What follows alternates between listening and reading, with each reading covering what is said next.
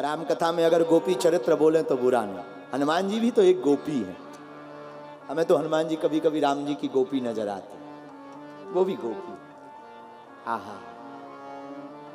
एक बार नारद जी के मन में प्रश्न उठा। क्या प्रश्न उठा?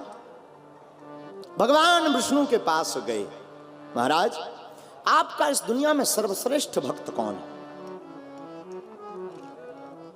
भगवान जवाब नहीं देना चाहते थे। भगवान ने मुस्कुराकर कहा, नारद जी बुरा ना माने तो एक बात बोले। हाँ बोलो। अभी हमारे पेट में बहुत दर्द है, बाद में पूछ लेना। नारद जी चौंक गए। भगवान आपके पेट में दर्द? अरे आप कहो दुनिया की कहां की औषधि चाहिए, मैं नारद हूं, लेकर आऊंगा। नारद जी को लग रहा था कि शायद मैं पूछूं कि भगवान आपका सबसे प्रिय भक्त कौन है, भगवान हमारा नाम। लेकिन यहां मामला कुछ और था। आपके पेट में दर्द, आप कहो हम औषधि लाएं, डॉक्टर बुला लाएं। भगवान ने मुस्कुराकर कहा, नारद जी औषधि बड़ी सरल है पर बहुत कठिन है मिलना। क्या ऐसी कौन सी औषधि? भगवान विष्णु, भगवान श्री ठाकुर जी बोले, नारद जी हमें किसी भक्त के चरण की रज चाहिए, और कोई भक्त अपने चरणों की रज दे दे तो हमारा पेट दर्द ठीक हो सकता है। नारद जी ने मन में विचार किया कि भक्त तो हम भी हैं, पर भगवान को रज देंगे तो नरक जाएंगे, पुण्य क्षीण हो जाएंगे, नरकगामी होंगे। विचार मन में नारद जी ने किया, हमसे ज्यादा हमारे पिता ब्रह्मा बहुत भक्त हैं भगवान के, उनके पास चलते हैं। ब्रह्मा जी के पास गए। पिताजी आप तो भगवान के बहुत भक्त हो, आप अपने चरणों की रज दे दो ना। किस लिए?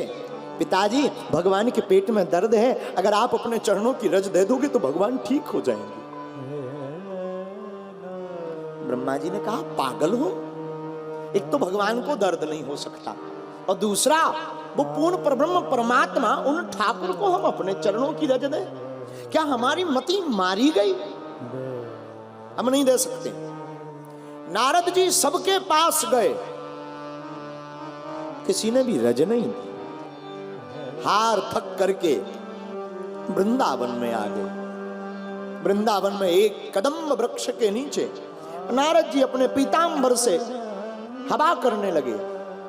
उसी समय कुछ गोपियां वहां से गुजरी, और गोपियों ने नारद जी को देख करके कहा, भगवान क्या बात है देव ऋषि, आज आप इतनी चिंता में बैठे हैं, मुंह लटका हुआ, आंखें डबडबाई हुई, क्या बात है? गोपियों से नारद जी कहते, हे गोपियों श्रेष्ठों, क्या बताएं, आज तक हमें गुमान था कि हम बहुत बड़े भगवान के भक्त हैं, पर हम भगवान का एक काम ना कर पाए। क्या काम? और तुम्हारा मुंह क्यों लटका? नारद जी कहते, गोपियों भगवान के पेट में दर्द है, और भगवान ने कहा कि कोई भक्त अपनी चरण की रज घिसकर अगर हमें दे दे, अब वो हम लगा लें तो ठीक हो जाएगा। पर तीनों लोकों में हमने यात्रा की, किसी ने भी अपने चरण की रज नहीं दी हमें। अब हम परेशान हैं कि भगवान के पास जाएं तो जाएं कैसे, और भगवान दर्द से कराए रहे होंगे, भगवान को असहनीय पीड़ा हो रही होगी, और पता नहीं अब तो दर्द बढ़ गया होगा, पता नहीं क्या हाल होगा गोविंद का। गोपियों ने इतना सुना नहीं, नारद जी बात पूरी नहीं कह पाए। एक गोपी ने अपना पैर पकड़ा और पैर को ब्रज रज में मल दिया, और तुरंत उठा करके मुट्ठी बनाकर नारद जी के पीतांबर में जबरदस्ती रख दी।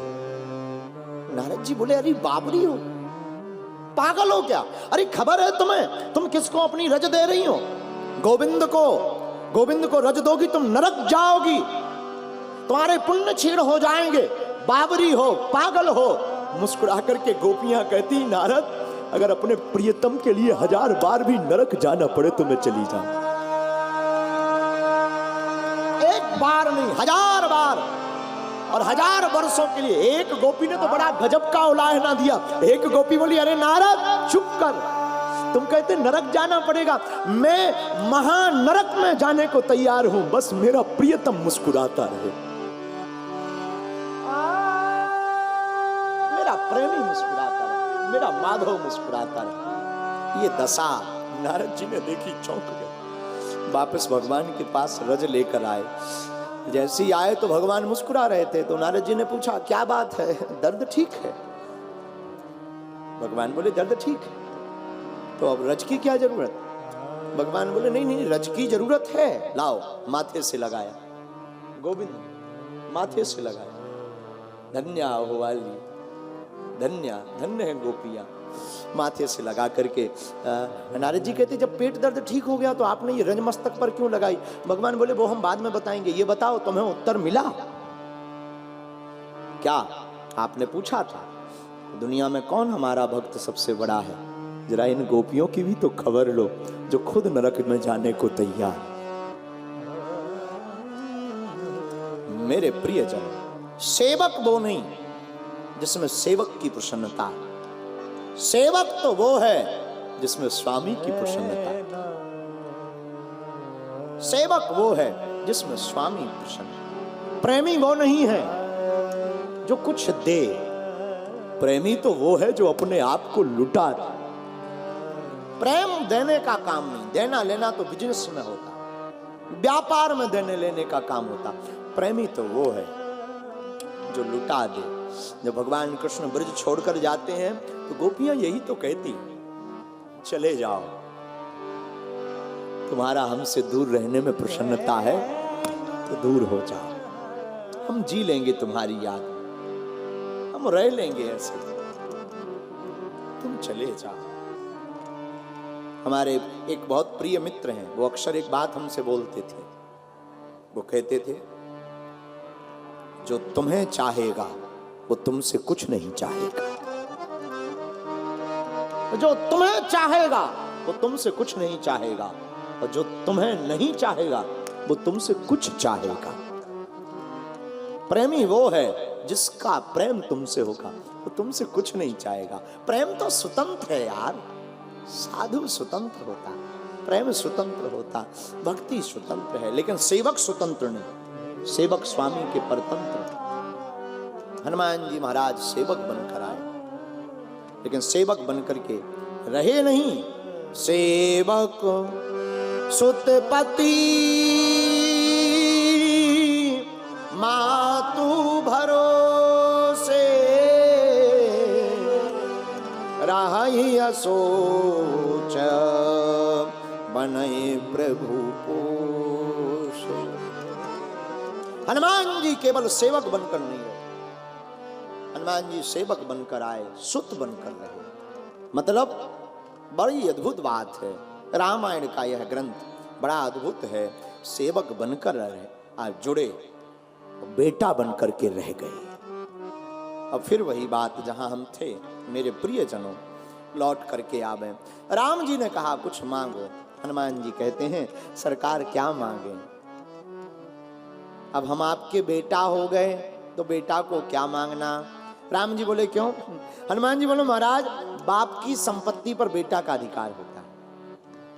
वो सूत्र हमने कल आपको शायद दिया था, याद नहीं। मजदूर जब मजदूरी करता है तब धन कमाता है, लेकिन बेटा केवल पिता का बेटा हो, बिना मजदूरी करे ही पिता की संपत्ति को पा जाता है।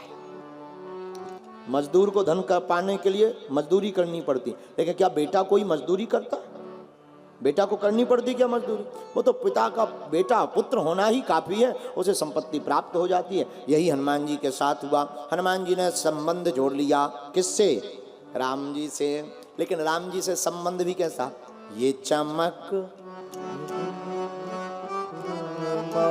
आज ये गीत पता नहीं क्यों बार बार आ रहा है। हनुमान जी कहते, ये चमक ये दमक फूल बनो महक, ये चमक ये दमक फूल बनो महक, ये चमक ये दमक फूल बनो में महक, ये चमक ये दमक फूल बनो महक। सब कुछ सरकार तुम्हीं से है, सब कुछ सरकार तुम्हीं से है, सब कुछ सरकार तुम से है